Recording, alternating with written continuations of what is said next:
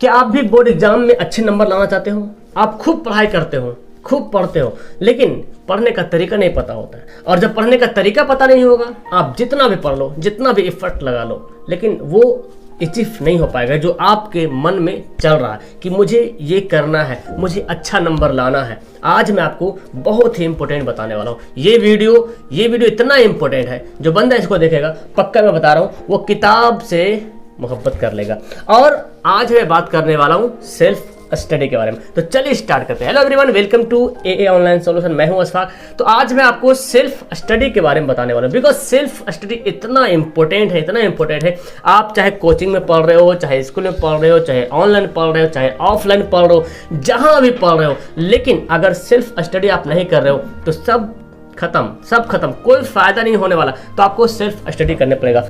तो जब आप सेल्फ स्टडी के लिए रेडी हो गए तो चलिए स्टार्ट करते हैं, बताते हैं सेल्फ स्टडी के बारे में। तो आपको सेल्फ स्टडी करना है। अगर आपको सेल्फ स्टडी करना है तो सबसे पहले एक काम करना पड़ेगा। वो काम क्या है? सबसे पहले आपको मोहब्बत करनी पड़ेगी। किनसे भाई? किताबों से, ठीक है ना। किताबों से मोहब्बत करनी पड़ेगी। और वही सच है भाई, जो किताबों से जिसने मोहब्बत कर ली, जीत निश्चित है उसका, एकदम निश्चित है। जिन्होंने किताबों से मोहब्बत कर ली, उसकी जीत एकदम निश्चित है। तो आपको किताबों से मोहब्बत करनी पड़ेगी। फर्स्ट ऑफ ऑल, अब आपको सेल्फ स्टडी की ओर हम ले जा रहे हैं। आप जब भी सेल्फ स्टडी की ओर बढ़ना चाहते हो तो सबसे पहले जब भी आप मॉर्निंग में उठते हो, किसी भी टाइम उठो, 4 बजे उठो, 5 बजे उठो, 6 बजे उठो, 7 बजे, 8 बजे, 9 बजे, 10 बजे, जितना टाइम उठते हो, आई डोंट नो, मैं कितना वो नहीं बोलना चाहता हूँ। जितना भी टाइम उठते हो उससे कोई मतलब नहीं, लेकिन जब भी आपकी आंखें खुलती हैं तो सबसे पहले आपका एक गोल फिक्स होना है कि आज मुझे ये काम करना है। चाहे आप 2 घंटा पढ़ो, 3 घंटा पढ़ो, 4 घंटा, 5 घंटा, 6 घंटा, जितना घंटा पढ़ना पढ़ लो, लेकिन आपको सबसे पहले एक गोल फिक्स करना है कि आज मुझे ये पढ़ना है, फिजिक्स पढ़ना है, केमिस्ट्री पढ़ना है, मैथ पढ़ना है, मुझे मैथ का ये चैप्टर पढ़ना है, फिजिक्स का ये क्वेश्चन पढ़ना है, केमिस्ट्री का ये लेसन पढ़ना है। ये सब आप पहले एक उठ करके, जैसे ही आप उठते हो, सबसे पहले आपके पास एक नोट्स होना चाहिए और उन नोट्स में वो लिखना है कि आज मुझे क्या करना है। इस गोल को हासिल करने के लिए जी जान लगाना पड़ेगा, तब आप कामयाब हो पाओगे, ठीक है ना। इस गोल को हासिल करने में जी जान लगाना पड़ेगा। सबसे पहले आप छोटा गोल फिक्स करो, चाहे छोटा, पहले छोटा गोल, फिर धीरे धीरे बड़ा करेंगे। पहले 2 क्वेश्चन, फिर 3 क्वेश्चन, फिर 4 क्वेश्चन, फिर 10 क्वेश्चन, इस तरह से बढ़ेगा। तो छोटा ही गोल फिक्स करो, लेकिन उस गोल को हासिल करने के लिए अपनी मेहनत लगा देना है, कि पसीना बहा देना है, ठीक है ना। और इस मेहनत में ये जो सेल्फ स्टडी करना है, इसमें आपको सोशल मीडिया से दूर रहना। व्हाट्सएप, फेसबुक, टेलीग्राम, इंस्टाग्राम, सबको साइड करना है जब आप सेल्फ स्टडी कर रहे हो। सेल्फ स्टडी मतलब ये नहीं कि आप स्कूल जा रहे हो, वो उसको सेल्फ स्टडी में ऐड नहीं करना। आप कोचिंग पढ़ रहे हो, उसको सेल्फ स्टडी में ऐड नहीं करना। आप ऑनलाइन पढ़ रहे हो, उसको सेल्फ स्टडी में ऐड नहीं करना, ठीक है ना। सेल्फ स्टडी मतलब आप हो और आपका महबूबा, यानी कि किताब, ठीक है ना। आप हो और आपकी किताब होनी चाहिए, और कुछ नहीं। आपकी किताब, कॉपी, मतलब सोशल मीडिया से दूर रहना है। यहां तक कि कैलकुलेटर भी आपको पास में नहीं रखना, आपका माइंड चलाना है। तो चलिए स्टार्ट करते हैं। तो ये है हमारा सेल्फ स्टडी का ऑल ओवर। अब सबसे पहली बात करते हैं, आपका पहला नंबर ये है प्लेस, जगह। पढ़ने का एक जगह होना बहुत जरूरी है, ठीक है ना। यानी कि देखते हैं ना, खेलने का एक अलग जगह है ना भाई, खेलने का अलग जगह, घर में खाना बनाने का अलग जगह, किचन है ना, सोने की अलग जगह है, खाना खाने का अलग जगह है, ठीक है। सबका अलग अलग जगह बना हुआ है। तो आपको पढ़ने का भी एक जगह होना चाहिए। ऐसा नहीं है कि हम आज यहाँ पढ़ रहे तो कल वहाँ पढ़ लिए, कल वहाँ पढ़ रहे, इससे आपका माइंड जो है डाइवर्ट होता है। मतलब एक ऐसा रूम, स्टडी रूम, मैं ये नहीं बोल रहा कि स्टडी रूम बना लो, मतलब कोई भी कोना भी बैठ जाओ, लेकिन पढ़ने का वो रूल बना कि हमको यहाँ पढ़ना है। वो जगह देखे तो याद आ जाए, अच्छा हमको यहाँ पढ़ना है, ये जगह मेरा पढ़ने के लिए, ठीक है ना। वो ऐसा जगह, उसको नेम रख देना, उसको ऐसा कर लेना कि वो हमको जगह है, पढ़ने के लिए है वो जगह। तब आप जब भी वहां पे जाओगे तो आपके अंदर एक अलग सा इंस्पायरेशन पैदा होगा कि हमको यहाँ पे पढ़ना होता है, हम क्या कर रहे हैं यहाँ पे, ठीक है। मंदिर जाते हो तो आपका माइंड क्या होता है? पूजा करना होता है। मस्जिद जाते हो क्या होता है? इबादत करना होता है, जो भी काम करना है। तो आप जब पढ़ने जाते हो तो आपका माइंड सिर्फ पढ़ाई पे होना चाहिए, वहाँ पे मोबाइल नहीं रखना है, मोबाइल अपने रूम में रखना है। तो ये पढ़ने का सही तरीका है, एक जगह। दूसरी बात, आप जो पढ़ रहे हो कैसे बैठना है, कहाँ पे बैठना है। सबसे पहली बात तो बेड पे बैठ के कभी मत पढ़ना भाई, कभी मत पढ़ना। अगर आपके पास टेबल चेयर है तो ठीक है, नहीं तो सबसे सुपर तरीका मैं बताऊं, चटाई है घर में, चटाई, बोरा, जो भी है, नीचे निकाल के बैठ जाओ, सबसे बेस्ट तरीका। क्योंकि आप पीछे जाओ, पता चलेगा लोग पहले कैसे पढ़ते थे। जमीन पे बैठ के पढ़ते थे, बोरा बिछा के पढ़ते थे, पत्ता बिछा के बैठ के पढ़ते थे। वो माइंड कंसंट्रेट करता है। आप जब इस तरह से बैठ के पढ़ते हो, ये भी ठीक है, लेकिन ये कहीं ना कहीं ये भी कुछ डाइवर्ट करती है माइंड को। लेकिन जब नीचे बैठ के आराम से बैठ के पढ़ते हो, तो उसका आपका जो माइंड कंसंट्रेट पावर होता है, सिर्फ फोकस होता है स्टडी पे। तो एक पहला पॉइंट, आपको स्टडी का सही प्लान करना है कि कहाँ पे पढ़ना है, किस चीज पे बैठ के पढ़ना है, ठीक है ना। आप कभी भी बेड पे बैठ के मत पढ़ना, नहीं तो पक्का आपका फेस होगा और आपकी किताब होगा, यानी कि बुक होगा, फेस बुक, ठीक है ना। दूसरा है टाइम टेबल, बहुत ही इंपॉर्टेंट है पढ़ने के लिए। टाइम टेबल बहुत जरूरी है। आपको टाइम टेबल के लिए आप किसी और से पूछते हो टाइम टेबल क्या होना चाहिए, सर से पूछते टाइम टेबल क्या होना चाहिए। क्यों बनूं मैं किसी और के जैसा, जब जमाने में मेरी जैसा कोई है ही नहीं है। जब जमाने में कोई मेरे जैसा ही नहीं, तो मैं दूसरी तरह क्यों बनूंगा। अपने तरीके बनना है। देखो, आप रात में पढ़ते हो या दिन में पढ़ते हो, सुबह 4 बजे पढ़ते हो, रात में 12 बजे तक पढ़ते हो, उससे मुझे कोई लेना देना नहीं। आपको फिक्स करना पड़ेगा कि आपका माइंड कितना एक्टिव है, किस टाइम आपका माइंड एक्टिव है। आपको एकदम पूरा कंसंट्रेट करने के लिए आप रात में सही पढ़ पाते हो या दिन में सही पढ़ पाते हो, या 12 बजे दिन में पढ़ पाते हो या 12 बजे रात में पढ़ पाते हो, जिस टाइम पढ़ पाते हो उस टाइम फिक्स करना पड़ेगा आपको कि हमको उस टाइम हमको पढ़ना है। ये जो टाइम है ना, घड़ी सुधारने वाले बहुत लोग मिलते हैं, लेकिन समय सुधारना होगा तो आपको खुद सुधारना पड़ेगा।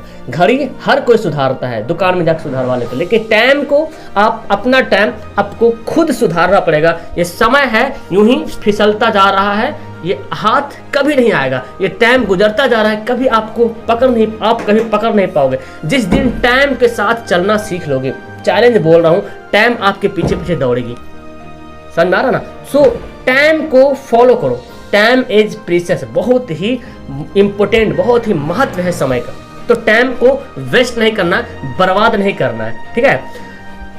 आगे पढ़ते हैं कि आप जब पढ़ना बैठते हैं, पढ़ने के लिए चालू करते हैं, तो एक प्रॉब्लम आती है कि सर कैसे पढ़ें, भुनभुना के पढ़ें या बोल बोल के पढ़ें, चिल्ला चिल्ला के पढ़ें। बहुत लोग होता है चिल्ला चिल्ला के पढ़ता है, तो चिल्ला चिल्ला करके नहीं पढ़ना है, बोल के पढ़ना। मतलब ऐसा पढ़ना है कि आप अपने किसी दूसरे को समझा रहे हो, ठीक है ना। आपको ऐसा एज्यूम करना अपने आप को कि मेरे पास एक स्टूडेंट बैठा हुआ और उसको मैं समझा रहा हूँ, ठीक है ना। मेरे पास रेखा बैठा हुआ, रेखा पढ़े तो रेखा बैठी हुई, मैं उसको समझा रहा हूँ। मेरे पास अनमोल है तो अनमोल को मैं समझा रहा हूँ। जो भी हो, अपने आप को एज्यूम करना कि ये वहां पे बैठ के मैं उसको समझा रहा हूँ। क्योंकि जब बोल बोल के जब पढ़ते हो ना, तो आपका सारा माइंड का पूरा पावर आपकी बातों पे होता है। आप क्या बोल रहे हैं वो सोचना पड़ता है, क्या बोल रहे हैं वो सुन रहा कौन, माइंड। तो आपका कंसंट्रेट वहां पे बोल पे होता है, ठीक है। तो आपको बोल बोल के पढ़ने की कोशिश करना है। नॉर्मली से जिस तरह से हम आपको पढ़ाते हैं, आप जिस तरह से बच्चों को पढ़ाते हैं, जिस तरह से आप पढ़ते हो, तो बोल के थोड़ा सा पढ़ाना, इससे आपका कंसंट्रेट पावर सही रहेगा, ठीक है। अगर शांति से पढ़ोगे तो थोड़ा सा कहीं ना कहीं थोड़ा कंसंट्रेट इधर उधर भागेगा। कोई इधर से बोल दिया, कुछ और बोल रहा, घर में बातचीत तो होते रहेगा ना, ऐसा तो नहीं पूरा पैक हो जाना। आपको घर में बातचीत भी होती रहती है, तो उससे आपका माइंड डाइवर्ट होगा। तो आपको बोल के पढ़ना है, एकदम अपना धुन में, एकदम धुन में बहते रहना। जैसे नदी का पानी, क्या बोलो, है ना, पहाड़ हो या पत्थर हो, सबको काटते हुए निकल जाती है। दूसरा बात है कि टाइम टेबल को मैनेजमेंट कैसे करना चाहिए। देखो, टाइम टेबल जब मैनेजमेंट करने की बात करते हो, तो सबसे पहले आपके सामने बहुत सारी प्रॉब्लम आती है कि छोटी छोटी जो अचीवमेंट हो पाता है वो नहीं कर पाते आप। कि आपको मुझे ये काम करना, वो काम नहीं कर पाते। आप तो सोच लेते मुझे ये करना है, मुझे वो करना है। अगर मैं आपको बोलूं कौन कौन एग्जाम में टॉप करेगा, सब दोनों हाथ खड़ा करो, दोनों हाथ खड़ा कर देगा। कोई नहीं होगा जो नीचे हाथ ऐसे रख देगा।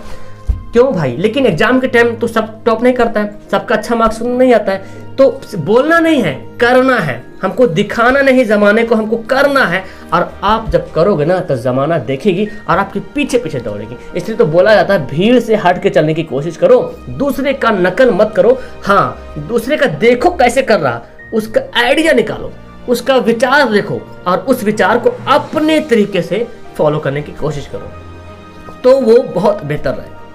तो टाइम मैनेजमेंट जब करते हैं तो उसे छोटी छोटी प्रॉब्लम्स आती हैं, चिंता होती है कैसे पढ़ेंगे, है ना। आत्मसम्मान नहीं दे पाते आप अपने आप को, ठीक है ना। टाल मटोल भी होता है कि आज पढ़ेंगे, कल पढ़ेंगे, परसों पढ़ेंगे, ऐसा होता है। तो इसके लिए आपको करना क्या पड़ेगा? सबसे पहले आपको प्राथमिकता देनी पड़ेगी आपको अपने आप को, है ना। अपने आप को पहले सेल्फ कॉन्फिडेंस करना पड़ेगा। आप जो पढ़ रहे हो ना उसको प्राथमिकता देनी पड़ेगी, उसको एकदम प्रायोरिटी देना पड़ेगा उसको। दूसरा बात, आपको गोल सेट करना है। उस गोल को सेट करें, जितना मैं शुरू में बताया था, जब पढ़ने बैठते हो टाइम टेबल मैनेजमेंट में आपको गोल भी सेट करना है। ठीक है, गोल सेट करने के बाद आपको जो समय है ना, समय को भी कदर करना कि इतना टाइम में हमको इतना करना है, इतना टाइम में मुझे ये करना है, इतना टाइम में मुझे ये करना है। ये सब जब आप करते हो तो आपका टाइम टेबल मैनेजमेंट होता है। अब आप कितना घंटे पढ़ते हो उससे कोई मतलब नहीं। कोई 10 घंटा पढ़ रहा, कोई 12 घंटा पढ़ रहा, उससे मुझे कोई लेना देना नहीं। कोई 2 घंटा पढ़ रहा लेकिन वही 2 घंटा में कमाल कर दिया। और मैं ये नहीं बोलता हूँ कि आपको कंटिन्यू 2 घंटा पढ़ना। आप 30-30 मिनट पढ़ो, आधा घंटा पढ़ो, 20-20 मिनट पढ़ो, बीच में ब्रेक ले लो। अब ब्रेक का मतलब ये नहीं हो गया कि आप 20 मिनट पढ़ो और फिर बेड पे जाके सो जाओ, ऐसा नहीं। ठीक है ना, आपको 20 मिनट पढ़ना है, 30 मिनट पढ़ना है, 5 मिनट का ब्रेक लेना है। ब्रेक का मतलब थोड़ा सा टहल लेना है, घर में ही आंगन में टहल लेना है, थोड़ा सा मम्मी से बात कर लेना है, भाई के साथ थोड़ा सा खेल लेना है, छोटी बहन को थोड़ा सा रुलाक चलाना है। ठीक है ना, लेकिन इसका मतलब ये नहीं कि जाकर सो जाना है।